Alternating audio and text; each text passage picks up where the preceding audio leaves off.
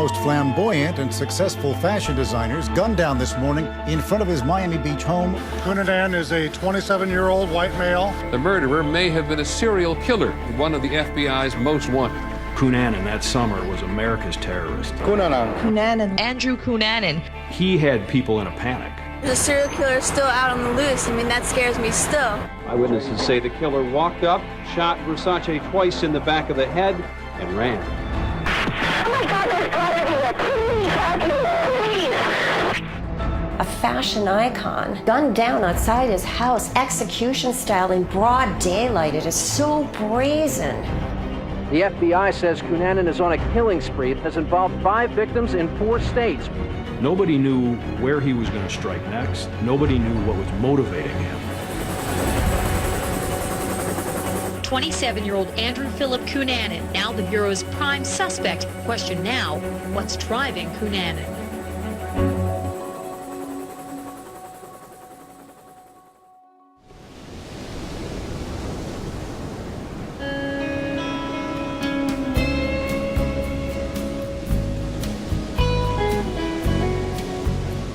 Johnny discovered South Beach by accident. He and Antonio, his partner, were on their way to Cuba. The flight was delayed. He had his cab driver take him for a drive around South Beach. He fell madly in love with the town. It was everything. If you were young and you were pretty and you owned a pair of roller skates or a bicycle, you were on Ocean Drive showing it off. I used to tell him, you've got to go to South Beach. The gays are fabulous. People have a different attitude. We wear G-strings. We go topless. I mean, it was fantastic. So what did he do? He goes and buys himself a waterfront piece of property called Casa Casarina. The house was pure indulgence. It's one thing to be indulgent and to be ostentatious, but to be indulgent and ostentatious with taste and money, it was this kind of interior architectural wonderland. Every room was kind of drop-jawed. The Casa Casarina was magic. It had stars and moons and gold. He had every bit of the flooring was polished to perfection, the swimming pool, the tiles in the pool. He wanted his eyes to be almost overdosed on amazing things. It was like creating your own Times Square without the neon. I have a beautiful house, I have a beautiful life, but that is the media. What I desire is more. What are you expecting to see from Versace? Power, the power woman.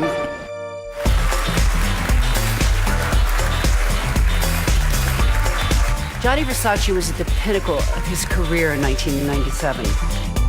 He made women look like women. He loved women. Versace's clothes were the beginning of sex on the red carpet. He loved the shape of a woman's foot. He loved the shape of a woman's leg. I put on a dress and I said, oh man, I can go get laid in this outfit. Versace basically created some of the greatest dresses that anyone ever saw on a red carpet. He wanted you to be unforgettable. And that's why he made the clothes the way he did. My mother was a fashion maker and it's like the oxygen for me, fashion. I love doing fashion. He created the illusion of being a kind of god in that world, and he paid the price for that illusion.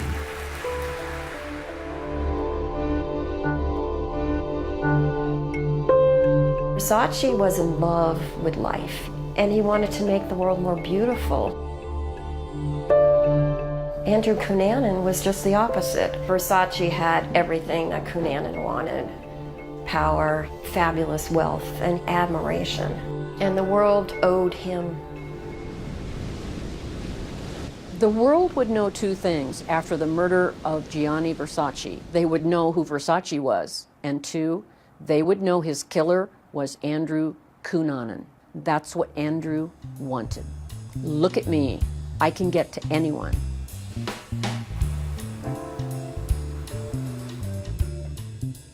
Andrew was the fourth of 4 children, but he was the chosen one.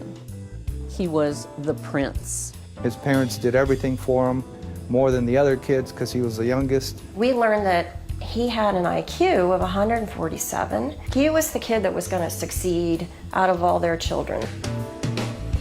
He was my father's pride and joy, he really was. What kind of little boy was he? When he was about 10 years old, he had read the whole set of encyclopedias. At 10? Mm-hmm. At 10, and memorized it. And you could ask him any question, pick up any edition, ask him any question, and he would tell you. I think they had a fairly comfortable home life, while his dad, Modesto, who was a longtime Navy veteran, became a stockbroker. He got everything that he needed. My dad gave him a sports car, and actually he had the master bedroom. He had his own bath and everything. He went to a boarding school, the Bishop School. That school was status. That school had the children of diplomats, had the children of the rich and powerful. The relationships that he began at the Bishop School, again, kind of set the table for him.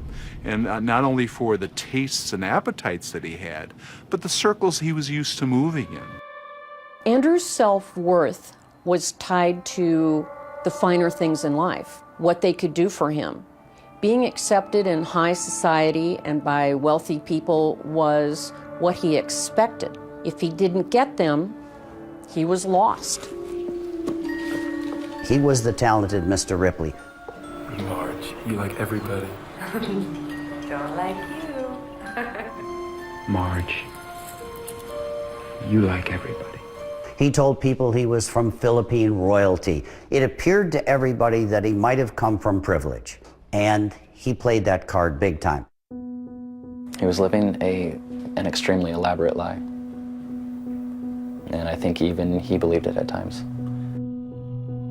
In high school, he's voted the most likely to be remembered. His life as a gay man, I think, began when he was at the Bishop School. It set him apart from other kids at the Bishop School.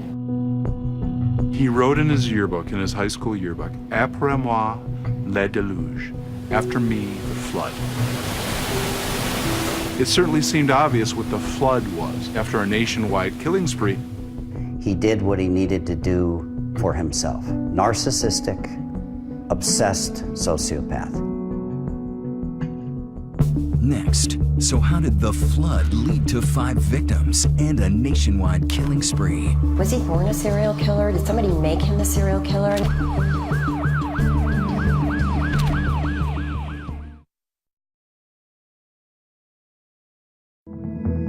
2020 continues with Dying to be Famous, the Versace murders.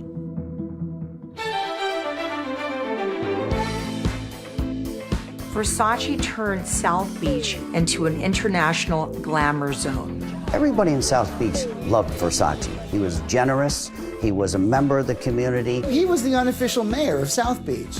He loved the attention. He loved being part of this. He often talked about how America was so much safer than Italy. He was from Calabria, which was a home of some of the mafia. If you talk about fate, you had a man on the East Coast in Miami Beach who loved America because he thought it was safe. On the West Coast, you've got a dirtbag street hustler who's making his way across the country. Andrew Cunanan always felt that he was an outsider. His father abandoned the family when he was 19 and just left the mother and Cunanan and his siblings destitute.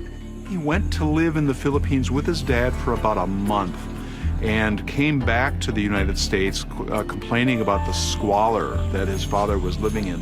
I think he decides at that point, on his return from the United States, it's sort of like, Scarlett O'Hara saying in Gone with the Wind, right? I'll never be hungry again. He wanted to be wealthy, he wanted to be powerful, he wanted to be admired. And he started living by having very wealthy, elderly men support him. Andrew's father taught him, wealthy people can give you things. Learn all about them. And he became a pro at it. He was very good looking. His father was Filipino, his mom was Italian. He kept in shape. Near genius IQ, so he could talk art, music, politics. He wanted to be secure, financially secure. He wanted to be able to take time off and, just go sailing for a month or two and not have to worry about anything. He was flown to Paris for dinner and Aspen for skiing. $800 an ounce caviar, cases of champagne. And he would send postcards to all his friends, and it was just over-the-top living. St. John Conferat is very cute. Lots of big white villas, pretty beaches, yachts, lavish parties, prosciutto and melon for breakfast overlooking the Grand Canal. I wander through a maze of streets and bridges to Florian's, sometimes bouncing over the lagoon on a stream of sunlit foam. Andrew thought he was using his victims, and to a degree he was, but they were using him too. Norman Blatchford was a sugar daddy to Cunanan. He was a semi-retired businessman in his 60s. Norman Blatchford was a very wealthy man, a patron of the arts. And he lived in a super fabulous home overlooking the Pacific Ocean. Cunanan moves in with Blatchford and becomes like his regular right-hand man. Andrew got $2,500 a month from him. He bought him a car. He gave him access to his credit cards. He's traveling to Europe, France, to Italy, to Spain. When the relationship with Blatchford ended, suddenly Andrew Cunanan's lifestyle starts to shrink. He could not stand rejection. He was using drugs. He had gotten sloppy and lost his looks. Right around his mid to late 20s, all this lavishness starts to go away. And the star was fading. Andrew was pathologically obsessed with financial and social status, but he didn't want to earn it. He wanted to take it. He was like a predator. He just made up whatever he thought that Mark wanted to think he was. The two people who knew him best were Jeffrey Trail and David Madsen. Jeffrey Trail was a graduate of the Naval Academy. He never had a romantic relationship with Jeffrey Trail, but they had become friends when Trail was part of the Navy stationed in San Diego. I think Jeffrey Trail was sort of a touchstone. I mean, he was sort of something to say, he was normalcy in Andrew Cunanan's life. David Madsen was supposedly the love of his life. Good guy, good person, up-and-coming architect in the area. Madsen and Cunanan were like complete opposites. He had a career path, and I think Cunanan was kind of his walk on the wild side. David was Andrew's life. He said many, many times that he would give up everything to move out to Minneapolis for David. Did Madsen leave him? Madsen left him. He was devastated by it, and when Madsen broke up with him, it was just, he was depressed. Jeffrey Trail and David Madsen were men of substance. And so I think Cunanan was kind of fun, but over time, his lack of any kind of depth or any kind of seriousness wore pretty thin on them. And so part of the motivation for coming back to Minneapolis on that last weekend of April was an attempt to sort of reconnect with two of these very good, very close, very important people in his life who had pulled away from him. He bought a one-way ticket. He told friends, I have business in Minneapolis. Yeah, he did. And murder was on his mind. I think this killing spree, really, strange as it sounds, started as a love story. There was speculation that maybe Madsen and Trail had had a romantic relationship. I think David Madsen came to symbolize all the rejection that Cunanan had had those last few years. People that have this level of narcissism also have acutely low self-esteem. And so as a result, people feel like you've pulled away from me and you feel wronged, you feel shamed, and their only natural reaction is revenge. Cunanan was going on this one-way trip to kill off his past, basically. Jeffrey Trail owned a .40 caliber Taurus semi-automatic handgun that had a case of hollow point bullets along with it. At some point, Andrew Cunanan got that gun. If Jeff Trail would have reported the gun stolen, all this never would have happened. A lot of ifs, a lot of ifs. Cunanan was the luckiest criminal I ever chased. Cunanan phones Trail, leaves a message on his answering machine and says, come over to Dave's apartment. He buzzed into the apartment at 9:45-ish, went upstairs. Witnesses hear some scuffling outside and somebody saying, get the bleep out. He beat Jeff Trail to death with a claw hammer, which is a very, very physical and personal type of homicide. Jeffrey Trail was bashed over the head about 27 times. There was blood spatters on the wall, on the floor. Jeff Trail's body was rolled up in a carpet, blood all over the place. These murders were highly personal. And it's off the charts rage. It has a very sadistic edge to it. I think he wanted to punish Jeff. What would have prompted this first killing in that apartment? It's up for conjecture. One of the things that we found in that apartment was that bag with the vials of steroids. Had Andrew Cunanan possibly been using steroids? Could this be explained as a roid rage kind of thing? We had lots of rumors on Cunanan that he was out to get people that gave him the HIV virus.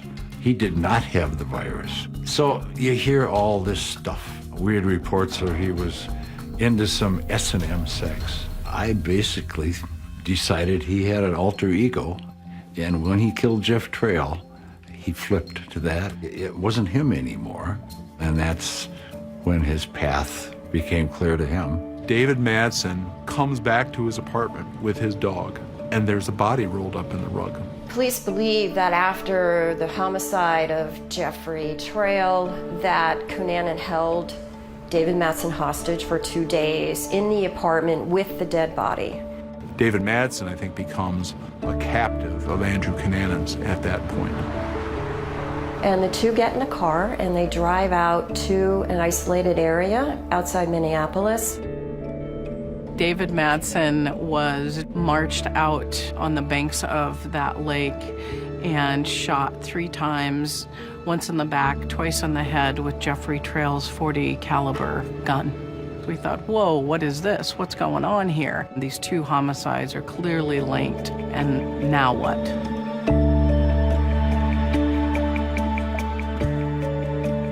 When we return, with 2 bodies behind him, was he just fleeing, or did he already have his next victim in mind? He was no longer Andrew Cunanan the gigolo, he was Andrew Cunanan the spree killer.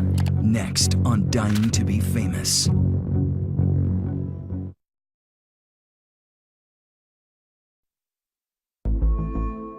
Every time a serial killer gets away with murdering someone, they feel more and more invincible and godlike. I can kill anyone. Was he born twisted? Was he made twisted? Crimes of anger, crimes of jealousy, crimes by a sociopath. Andrew Cunanan allegedly began a killing spree. He's eluded police every step of the way. The hope now is he'll slip up. In America's Most Wanted, we're saying he's killed twice in a very short period of time, and usually serial killers will escalate. Once they've crossed that horrible no man's land and they start to go on the rampage, they escalate. It's almost like the bloodlust of a shark. Now he hits Chicago. We're here in Chicago to take on a crime that shocked this city. He was no longer Andrew Cunanan the gigolo, he was Andrew Cunanan the spree killer. So who does he run into somewhere in Chicago? Is Lee Miglin. 72-year-old older man with a family, with children. Police found the body of real estate developer Lee Miglin in the garage. We are treating this case as a homicide, and the investigation is underway. Initially, it was a murder story of someone notable in Chicago, but there had to be more to this story than a random street robbery. And as it turns out, we quickly realized that it was much more than that. He'd been beaten and stabbed with several different weapons. He had been stabbed multiple times in the chest, and all of his ribs were broken. His head was wrapped with masking tape repeatedly. There was some message in this madness. It was either very personal or it was intended to say something to somebody. I am a force to be reckoned with. Cunanan had talked about liking to wear a latex mask with only the nostrils open. It was a little interesting that Lee Miglin's body was found with his head wrapped in plastic and paper with only 2 holes for the nostrils. I think when Andrew killed Lee Miglin, he was acting out a sexual fantasy. He didn't have to do what he did, tie him up the way he did, render him helpless. When a sadist renders their victim helpless, it enhances the experience for them. It's arousing for them. Domination and control is what it's all about. It indicated to them that it was unlikely that this was sort of a random act. The FBI says Miglin and Cunanan, quote, may have met, unquote, but that there's no known connection. I have no evidence, never found any evidence that he ever knew Lee Miglin, even though there were a lot of reports. There's been some suggestion that This might have been a random crime. I'm going to take a leap here and say there was some sort of relationship. Could have been sexual, could have been something else, but there's something that's deep-seated in Andrew to go and kill Lee. It's just on and on and on in terms of what he does to him. And that's not something that a stranger would do. He ransacked the house, took Miglin's precious and prized coin collection, got in Miglin's car, and took off.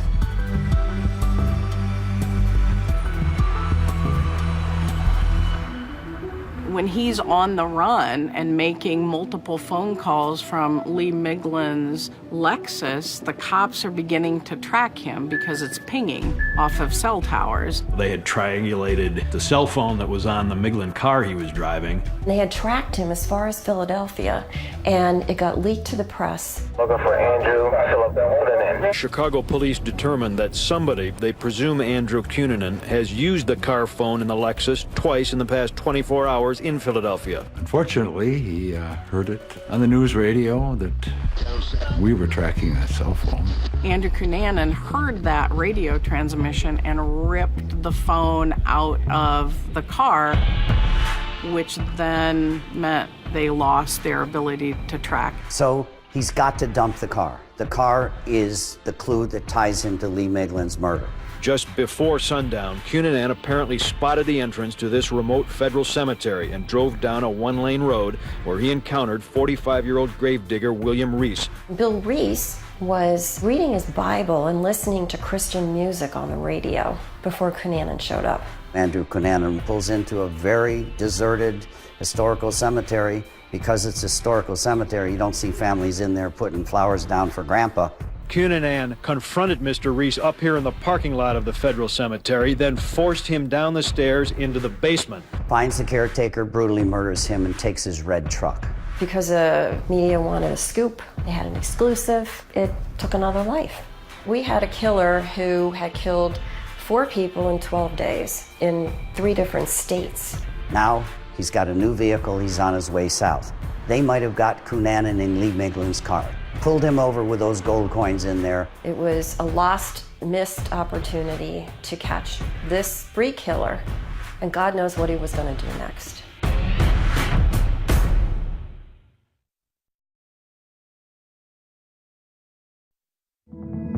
"2020 continues with more of Dying to be Famous.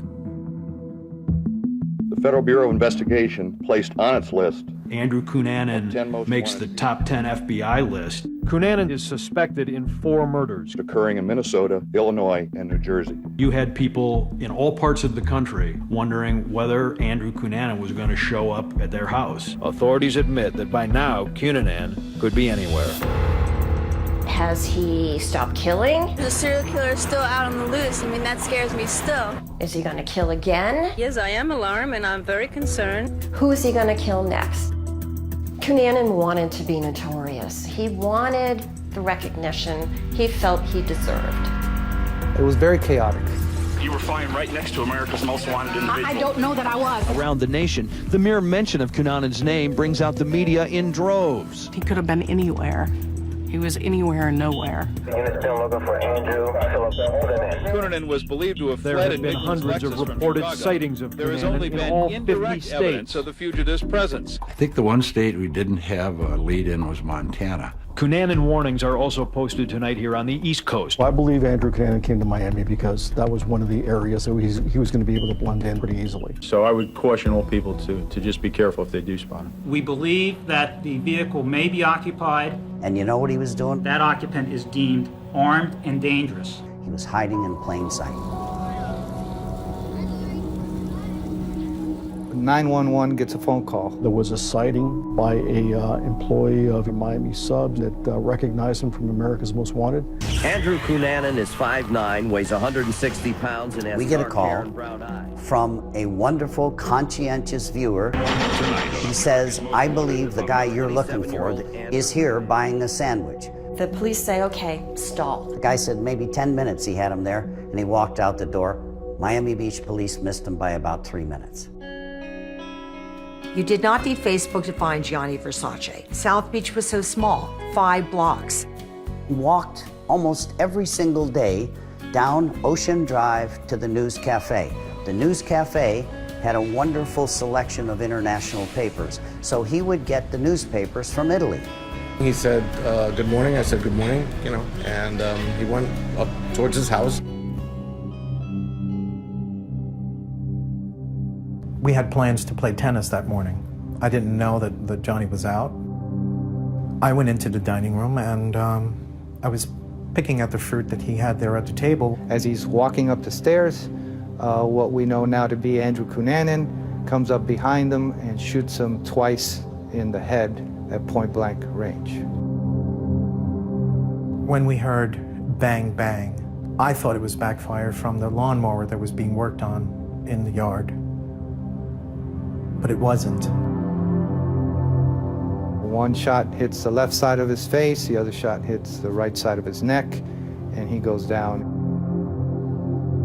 So I run out the door, and Johnny was laying there. I check his artery, nothing, he was gone. Oh my God, there's blood everywhere. Please, please. Tell me your location. In front of the Versace house, 1100 block Ocean Drive. Please, dear God. I could remember Johnny just laying there. Yeah, I could see it. I could see the blood on the steps. Antonio came behind me. He's crying and yelling, "Who did this? Who did this?" Supposedly a subject is running northbound to 1300 Ocean Court with a gun. I never saw his face. I don't want to look at his face. This is a man who killed my friend. They're telling me this guy's about 5'8", pretty clean cut. A white male wearing a white shirt and blue shorts. And Antonia says, "Go get him, Lazaro. Go get him." And I did. I went after him. And I stopped because the person in the car yelled, "He's got a gun." And that's when Cunanan pointed the gun at me. And there were some gentlemen sitting here at the edge here, and they pointed to the garage. And that's when I told the officer, "He's in there. Go get him." We realized we had a vehicle that was taken in a homicide that Andrew Cunanan committed up in New Jersey. He was like living out of the truck because he had run out of money. His car door was open, his identification was spilled on the ground. There's clothes of Cunanan's, and he disappears. He's gone. He's underground. Now the FBI is hunting for him. Everybody's hunting for him. Murder in Miami. He was one of the world's most influential fashion designers. Gianni Versace was murdered in broad daylight this morning. It was a terrible day. South Beach was the scene of a occurred on horrible the front crime. steps of his ornate mansion. Mr. Versace was gunned down as he walked into his Miami Beach mansion. It was all over the news, every channel. Police say their main suspect is reputed serial killer Andrew Cunanan. I couldn't believe it when I first heard of the accusations that was my brother.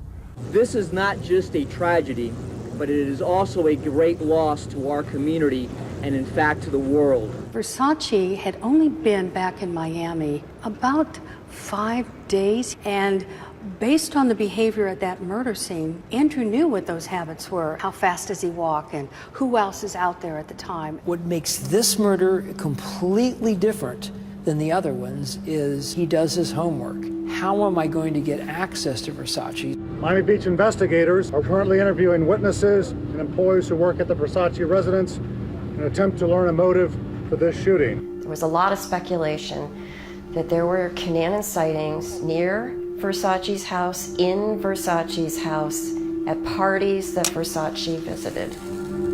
They had met in a bar, or that they had been introduced by somebody at some high society dinner. Versace had done some costume work for the San Francisco Ballet, I think in early 90s. Was it possible that in his going around met Versace as part of that ballet? It was a possibility. I can tell you that 3 witnesses put them together in California. He supposedly met him at some sort of backstage or a private cocktail party. It was very, very brief. And, you know, it's very possible that they did have some sort of intimate relationship. Our best witness, I would say, was his partner. He said they never knew each other. But in my heart, I feel something must have happened at some point between the two. The police say that a man simply came up behind him and shot him in the head. The murderer may have been a serial Cunanan killed Versace, the whole game changed. Fashion great Gianni Versace, Andrew Cunanan. What was their relationship? Well, now it was a sexy story. Now it was a salacious tabloid story. Next, the final hours of Andrew Cunanan. It was a scene out of Hollywood. Media's there, people are there, cops are there, it's chaos. Next. He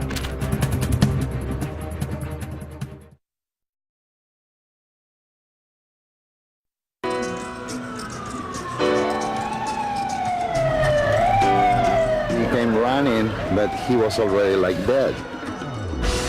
This tall, lanky man shot this older man. It was definitely looked like execution style. It was one bullet in the head.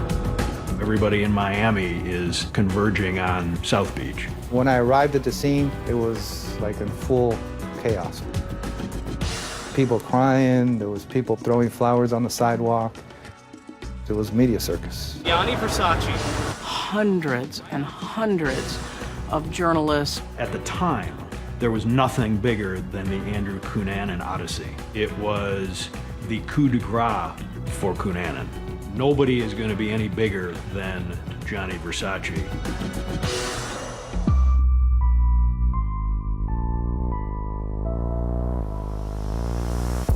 We saturated the city with police cars. Everybody was looking for Cunanan. He was spotted everywhere. Leads went from the hundreds to the thousands. We couldn't keep up with it. Miami Beach police received 100 calls just last night. If you spot him again, call me back. The guy's smart. I'm telling you, you're dealing with a cunning guy who keeps moving. He knows how to stay ahead of everybody. He walked around South Beach for a long time. Nobody recognized him. Wondering if you had seen Mr. Cunanan in this area? No, he has a familiar face, though. I knew he had to pop up. He had to get some money somehow. After the Reese murder, Cunanan goes to a pawn shop to get money for a gold coin that he stole from Lee Miglin. In Florida, you have to get your fingerprint taken when you pawn something, and you have to show valid ID. And on the pawn receipt was Andrew Cunanan's name, his date of birth, a thumbprint, his signature. He gives the Normandy Beach Hotel is where he's staying. He used his real name, his passport. I went to the police department. The guy that reviews the pawn shop records was on vacation that week. So he lucked out again. Employees of this Miami Beach hotel this afternoon tell ABC 7 News that Andrew Cunanan stayed here nearly every day from May 12th to July 14th, the day before the Gianni Versace murder. Were you shocked to find out that this guy had been staying at your place for so long? Shocked only to the extent that he was very quiet, very nice, peaceable person, and he was a model person. It was the kind of guest we'd like to have here. It was one of those gobsmacked moments. It's like, oh my God, he's been living in this motel for 2 months. We get a warrant for room 205, which was the room number that was listed on the pawn slip, but he ends up changing his room number like 3 different times. Do me a favor, please don't go upstairs. You'll get your chance to go upstairs and see whatever you want as soon as we're done, okay? That's when we had our first issue with the media. We walk into the Normandy Beach Hotel, the desk clerk is there and opens the door and says, "Have at it." This is the last room where hotel records reveal Cunanan stayed under an alias. We see the camera panning, and it looks like stuff that Cunanan would have. So we're all like, what's going on? In the bathroom, found what appeared to be beard trimmings. If it's Cunanan's, it could provide authorities with DNA samples. An empty box from hair dye or something like that. They were going through all kinds of evidence, all personal effects, obviously contaminating and tampering. Well, that's their fault. They should have searched that room. They had control of the entire building for hours. At this point, everybody in America knew who Andrew Cunanan was, and everybody knew what Andrew Cunanan looked like. And I think he could no longer hide in plain sight. He was totally alone. He had no one to go to for help. He's broke, he's desperate, and he knows the hounds are right behind him. He had skipped out on his rent on the Normandy Hotel. He just looked for a place to escape to, and it ended up to be the houseboat. Shots fired inside the houseboat. Subject, he may still be inside. So Cunanan, how ironic is this? He's hiding in the old houseboat across from the Fontainebleau. The caretaker went to open the door, saw evidence of somebody sleeping in there, and heard a shot from within. I had a pretty good feeling that this was a break that we needed. The caretaker says, I can hear the TV going inside, and I can hear the news reports. And the caretaker calls 911, and of course the entire media descends on this houseboat. Oh my God, your gunshot. It's a full house. What else did your father say to you? He just told me to call a cop fast. It was a scene out of Hollywood. Media's there, people are there, cops are there, it's chaos. Police have that entire block cordoned off. A SWAT team is in position. There's helicopters all over the place. We couldn't hear ourselves talk. It was so loud. Now every cop in the world is there. SWAT teams are come by little Zodiac boats into the river. They got snipers and everything. Is it Andrew Cunanan? Could it be him, the man who has killed 5 people? Hold up traffic, let no one go southbound on Collins Avenue. Reference, SWAT team en route.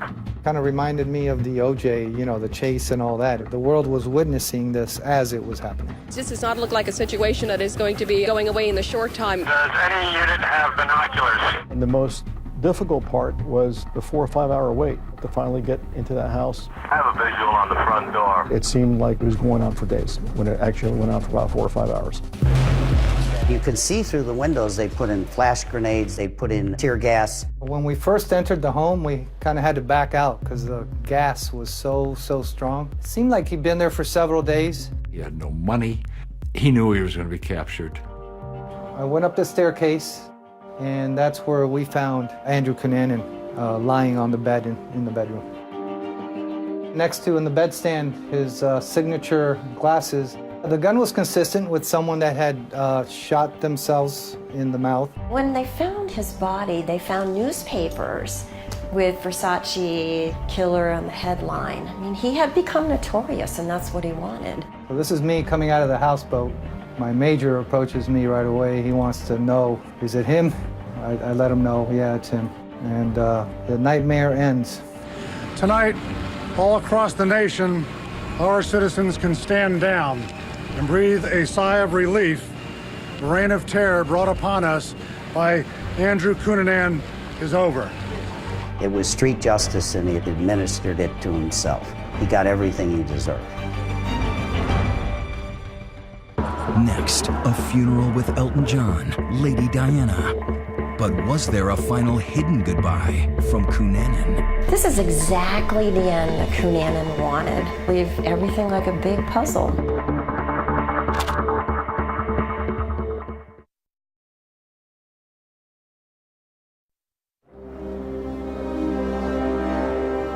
"2,000 people attended Versace's funeral, including Princess Diana and Elton John.